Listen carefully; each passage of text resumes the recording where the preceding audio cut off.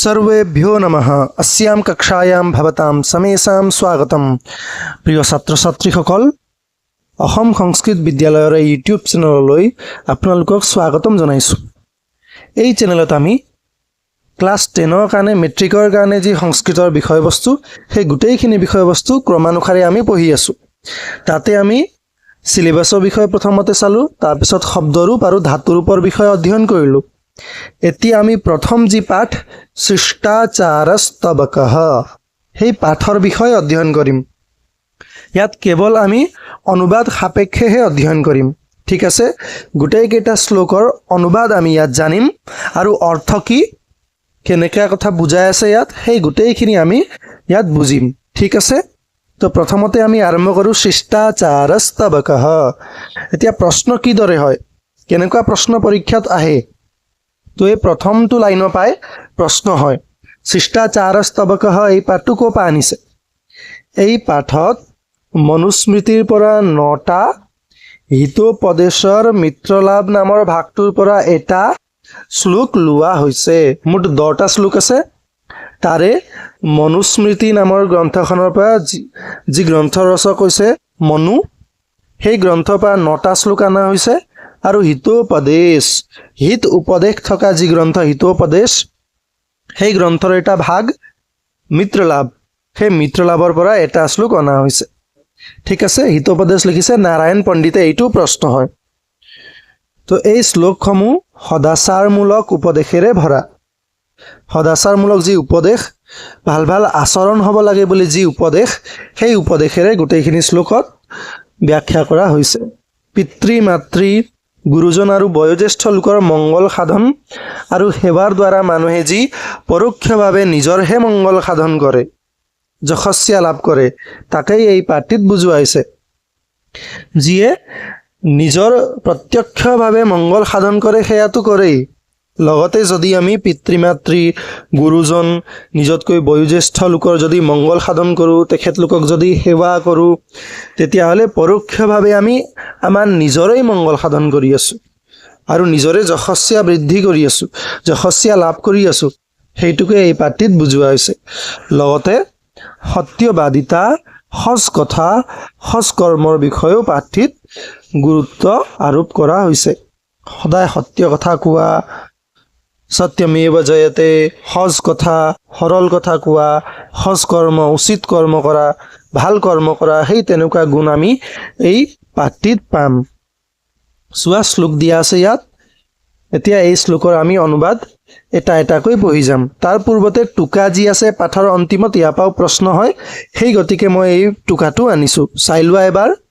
মনুস্মৃতি বা মনুসংহিতা, মনুস্মৃতিৰ আন এটা নাম কি এইটো পৰীক্ষাত প্ৰশ্ন হয়, মনুসংহিতা।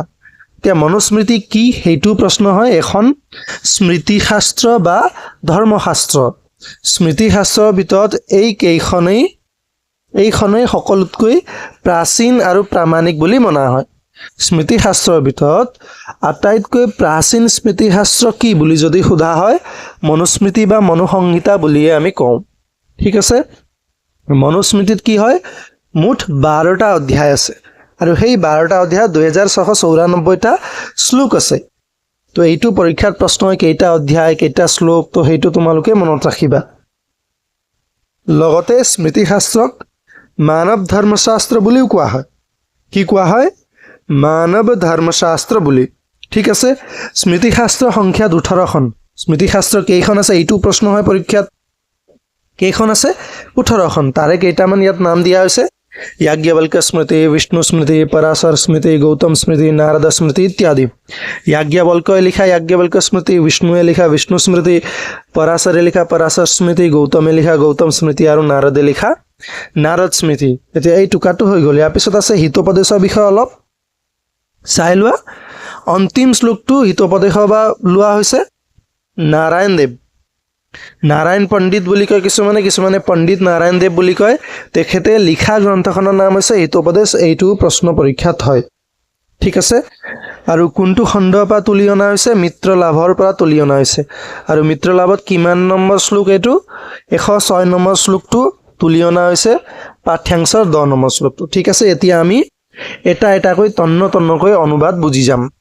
শ্লোকো বুজি যাম আৰু অনুবাদো চাই যাম ঠিক আছে এই ক্লাছত আমি অনুবাদে চাম ক্ৰমান্বয়ে ব্যাকৰণ প্ৰশ্ন উত্তৰ ক্লাছ মই আনি থাকিম ঠিক আছে এতিয়া চাই লোৱা यम माता पितरो क्लेशम सहेते संभवेन्द्रिणाम न तस्य निष्कृतिः शक्या कर्तुं वर्षशतैरपि यम माता पितरो क्लेशम सहेते माता पितरो मातृ आरु पितृये यम क्लेशम सहेते जी क्लेश कष्ट सह्य करे माता पितरो माता च पिता च द्वंद्व समास અને માતા আৰু পিতা মাতৃ আৰু পিতৃয়ে যি কষ্ট সহ্য কৰে কেতিয়া নিৰ্ণাম সম্ভৱে মানুহৰ জন্মৰ সময়ত মনুষ্যৰ বা মানুহৰ জন্মৰ সময়ত নিৰ্ণাম সম্ভৱে মানুহৰ জন্মৰ সময়ত মাতা পিতাই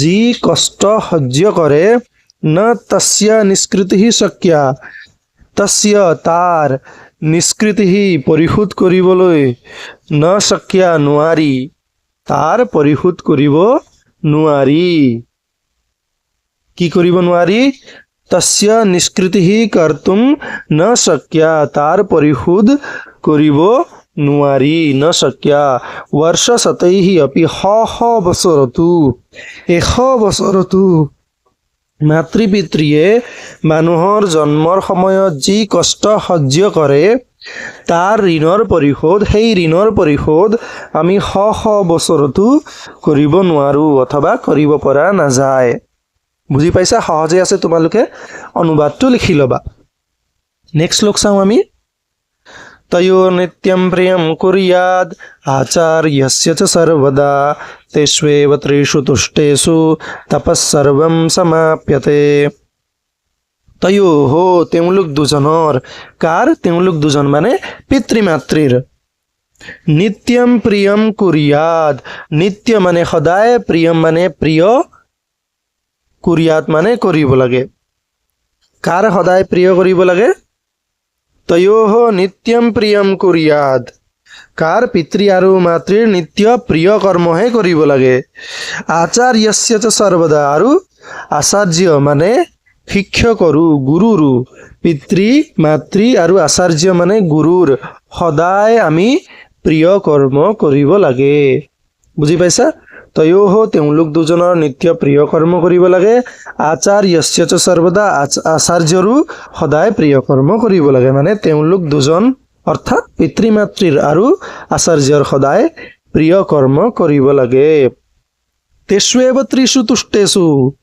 তেওঁলোকৰ তিনিলোকৰ যদি সন্তুষ্ট হয় তেওঁলোক তিনিজন যদি কি হয় সন্তুষ্ট হয় তেষু তেওঁলোক ত্ৰিষু তিনিজন तुष्टेषु यदि सन्तुष्ट है तपः सर्वं समाप्यते तपः तपस्या सर्वं सम्पूर्ण की है समाप्यते सम्पन्न है তেওঁলোক দুজন অৰ্থাৎ পিতৃ মাতৃ আৰু আচাৰ্যৰ যদি সদায় আমি প্ৰিয় কৰ্ম কৰো তেন্তে তেওঁলোক তিনিজন সন্তুষ্ট যদি হয় তেতিয়াহলে আমি সকলো তপস্যা আমাৰ সম্পূৰ্ণ হয় ঠিক আছে তো সেইটোকে বুজাইছে তেওঁলোক দুজন আৰু পিতৃ মাতৃ আৰু আচাৰ্যৰ সদায় যদি প্ৰিয় কৰ্ম কৰো সদায় প্ৰিয় কৰ্ম কৰিব লাগে তেওঁলোক তিনিজন যদি সন্তুষ্ট হয় তেন্তে আমাৰ সকলো তপস্যা কি হয় সম্পন্ন হয় মই ইয়াত লিখিয়ে দিছো তোমালোকে ধুনীয়াকৈ টুকি লৈ মনত ৰাখিবা ঠিক আছে अभिवादनशीलस्य नित्यं वृद्धोपसेविनः चत्वारि तस्य वर्धन्ते आयुर्विद्यायशो बलम अभिवादनशीलस्य जिये नित्य अभिवादन কৰি থাকে সম্মান কৰি থাকে জ্যেষ্ঠ ব্যক্তিৰ সম্মান কৰি থাকে সম্মানীয় ব্যক্তিৰ সম্মান কৰি থাকে হে তেনেকুৱা অভিবাদনশীল ব্যক্তিৰ কি হয় নিত্য এই চাৰিটা বৃদ্ধি পায় চত্বাৰি তস্য वर्धन्ते आयु विद्या যশস্য আৰু বল नित्यम वृद्धोपसेविनः বৃদ্ধৰ যিয়ে সদায় সেৱা কৰে যিয়ে সদায় জ্যেষ্ঠজনৰ সম্মানীয় ব্যক্তিৰ সম্মান কৰে যিয়ে সদায় বৃদ্ধসকলৰ সেৱা কৰে সেই তেনেকুৱা ব্যক্তিৰ তস্য চত্বাৰি वर्धन्ते তেখেতৰ চাৰিটা বৃদ্ধি পায় কি চাৰিটা আয়ুঃ বিদ্যা যশস্য আৰু বল বুজি পাইছা সৰল অৰ্থ মই ইয়াত লিখি থৈ দিছো তোমালোকে ধুনীয়াকে টুকি লৈ মনত ৰাখিবা ঠিক আছে না পৃষ্ঠঃ কস্যচিৎ ব্রূয়ান ন চা ন্যায়েন পৃচ্ছতঃ ন জানন্নপি হি মেধাবী জড়বল্লোক আচরেত ঠিক আছে ন অপৃষ্টঃ কস্যচিৎ ব্রূয়াত অপৃষ্টঃ নুসুধাকৈ কস্যচিৎ কাৰোবাৰ বিষয়ে ন ব্ৰূয়াত যদি কোনোবাই সোধা নাই কাৰোবাৰ বিষয়ে তেতিয়াহ'লে আমি একো ক'ব নালাগে অপৃষ্টঃ নুসুধাকৈ কস্যচিৎ ন ব্রূয়াত কাৰোবাৰ বিষয়ে ক'ব নালাগে ন চ অন্যায়েন পৃচ্ছতঃ অন্যায়ৰ দ্বাৰা যদি কোনোবাই সোধে পৃচ্ছতঃ অন্যায়েন পৃচ্ছতঃ চ ন যদি কোনোবাই অন্যায়ৰ ভাৱেৰে অন্যায়ৰ চিন্তাৰে যদি সোধে তেতিয়াও কাৰোবাক একো ক'ব নালাগে কাৰো বিষয়ে একো আমি ক'ব নালাগে ঠিক আছে জানন্নপি হি মেধাবী জানিও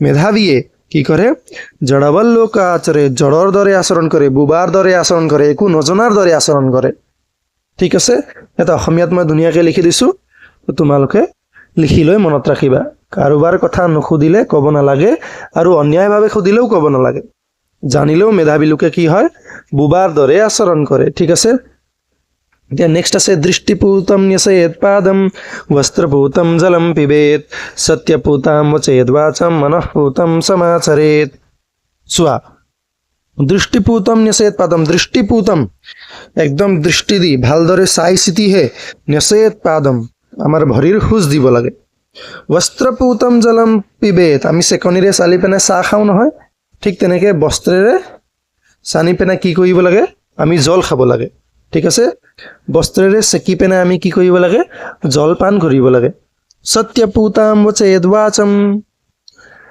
সত্যৰে শুদিত বাক্যহে আমি ক'ব লাগে মানে কেৱল আমি সত্য বাক্যহে ক'ব লাগে মনঃপূতম সমাচৰেত আৰু মন শুদ্ধ কৰিহে আচৰণ কৰিব লাগে বুজি পাইছা ইয়াত দিয়াই আছে ভালদৰে চাই চিতি খোজ দিব লাগে কাপোৰেৰে চেকা পানী পান কৰিব লাগে সত্যৰ দ্বাৰা শোধন কৰা কথা ক'ব লাগে মন শুদ্ধ কৰি আচৰণ কৰিব লাগে ধুনীয়াকৈ টুকি ল'বা আৰু মনত ৰাখি ল'বা বুজি ল'বা আৰু যদি বুজি পোৱা নাই বাৰে বাৰে ভিডিঅ'টো চাই থাকিবা তেতিয়া আৰু ভালকৈ বুজি পাবা ঠিক আছে য়ৎ কৰ্ম কুৰ্বতঃ অস্য স্যাৎ য়ৎ কৰ্ম কুৰ্বতোস্য স্যাৎ পৰিতোষোऽন্তৰাত্মনঃ তৎপ্ৰয়ত্নেন কুৰ্বীত বিপৰীতম তু বৰ্জয়েত ঠিক আছে য়ৎ কৰ্ম কুৰ্বতঃ অস্য যি কৰ্ম কৰি থাকোঁতে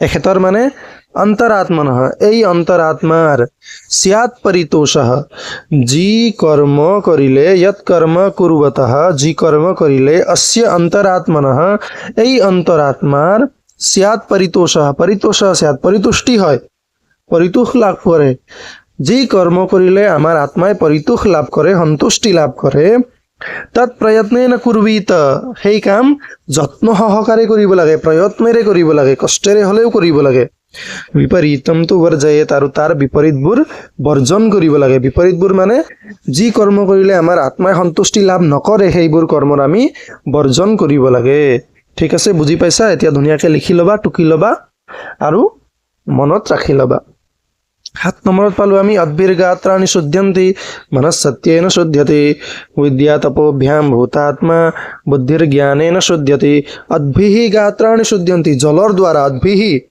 জলৰ দ্বাৰা গাত্ৰাণি শৰীৰবোৰ কি হয় শুদ্ধ হয় মনঃ সত্যেন শুদ্ধ্যতে আৰু আমাৰ মন সত্যৰ দ্বাৰা শুদ্ধ হয় বিদ্যা তপোভ্যাম ভূতাত্মা আৰু জীৱাত্মা ভূতৰ আত্মা প্ৰাণীৰ আত্মা বিদ্যা আৰু তপস্যাৰ দ্বাৰা শুদ্ধ হয় বুদ্ধিৰ জ্ঞানেন শুদ্ধ্যতে আৰু বুদ্ধি জ্ঞানৰ দ্বাৰা শুদ্ধ হয় ঠিক আছে বুজি পাইছা পানীৰে শৰীৰ শুদ্ধ হয় মন সত্যৰে শুদ্ধ হয় বিদ্যা আৰু তপস্যাৰ দ্বাৰা জীৱাত্মা শুদ্ধ হয় আৰু জ্ঞানৰ দ্বাৰা বুদ্ধি শুদ্ধ হয় ঠিক আছে সত্যম ব্রূয়াৎ প্রিয়ম ব্রূয়াৎ ন ব্রূয়াৎ সত্যম অপ্রিয়ম প্রিয়ম চ নানৃতম ব্রূয়াৎ এষ ধর্ম সনাতন এই ধর্ম সনাতন এষঃ ধর্ম সনাতন এই সনাতন ধৰ্ম এয়াই সনাতন ধৰ্ম কি সনাতন ধৰ্ম এতিয়া ক'ব সত্যম ব্রূয়াৎ সদায় কি ক'ব লাগে সত্য কথা ক'ব লাগে এয়াই সনাতন ধৰ্ম প্ৰিয়ম ব্ৰূয়াৎ সদায়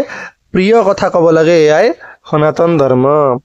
ন ব্ৰুয়াত সত্যম অপ্ৰিয়ম, আৰু অপ্ৰিয় সত্য ক'ব নালাগে। ন ব্ৰুয়াত অপ্ৰিয়ম সত্যম, এয়াও কি হয়? সনাতন ধৰ্ম। প্ৰিয়ম চ ন অনৃতম ব্ৰুয়াত, প্ৰিয়ম চ অনৃতম ব্ৰুয়াত, প্ৰিয় ক'ব লাগে কিন্তু অসত্য ক'ব নালাগে। প্ৰিয় ক'ব লাগে, এনেকুৱা প্ৰিয় যি প্ৰিয় সত্য হয়, সত্য প্ৰিয়হে আমি ক'ব লাগে। এইচ ধৰ্ম সনাতন, এয়াই সনাতন ধৰ্ম। বুজি পাইছা? বুজি পোৱা নাই যদি আকৌ এবাৰ চাই ল'বা ৰিভাইজ কৰি, তো ভালকে বুজি পাবা। বয়সঃ কৰ্মণোऽৰ্থস্য শ্ৰুতস্যাভিজনস্য চ বৈষবাগ বুদ্ধি সাৰূপ্যমাচৰণ বিচৰেদিহ।